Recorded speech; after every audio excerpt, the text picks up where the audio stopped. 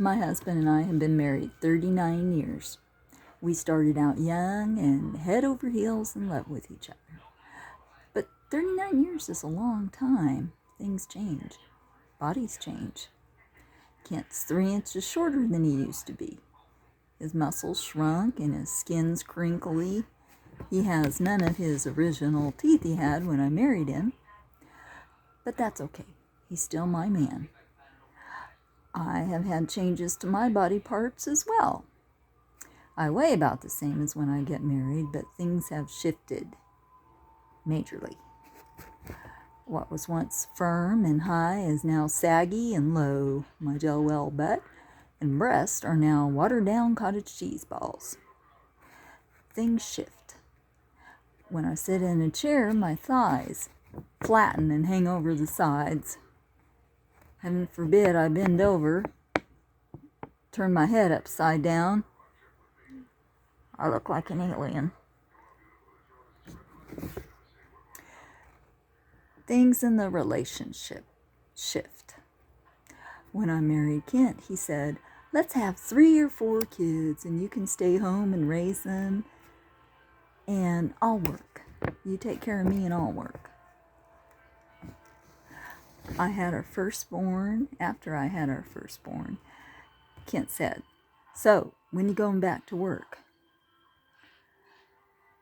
Suddenly, one child filled the quota forever. I remember saying to Kent before we got married, "I don't know if I will be enough for you." I was giving him a way out. But he said, "Oh, honey, you are all I need." Yep, me, the girly magazines, my good-looking friends that laughed at his jokes, chain smoking, and alcohol got him by while he was being married to me. I admit I got the best part of the deal, though. Kent fixed everything that broke, paid most of the bills, and was far better cook than me. If the kids didn't get hot dogs or fish sticks for supper, it meant that Dad cooked. Mom microwaved, Dad cooked. Raising kids goes by fast. When the last one is out the door, you find yourself looking at your spouse and thinking, "You really annoy me." Kent still says, "Before you eat the last of something, replace it." This went for mayonnaise, butter, milk, ice cream, or bread. But what I noticed was he is a slow consumer when the food gets low. He would leave a little bit of ice cream in the freezer until crystals formed on it and there was no flavor. It tasted like bad air. So I would either eat it and spend money to replace it, or throw it out and spend money to replace it. Just because I was the last to eat it, even if I only ate a little of it, I was replacing everything. But back to things that bothered Ken about me.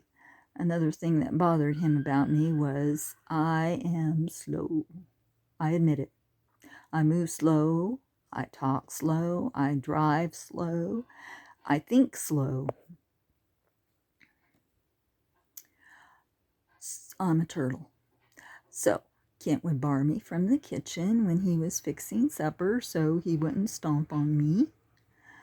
If we both needed to use the bathroom, he would go first, which I went along with, even though I had to spray copious amounts of air freshener before I went. And he would drive us anywhere if we went together. We would get there fast or not at all. But we love each other and make concessions.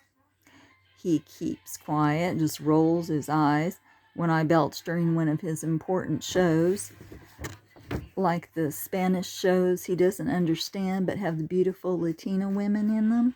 He'll just roll his eyes when I belch. And I look away when he takes his teeth out and licks the food off of them. However, if his teeth come out when we are in a restaurant, I'm switching tables. I will adopt a new husband for the night.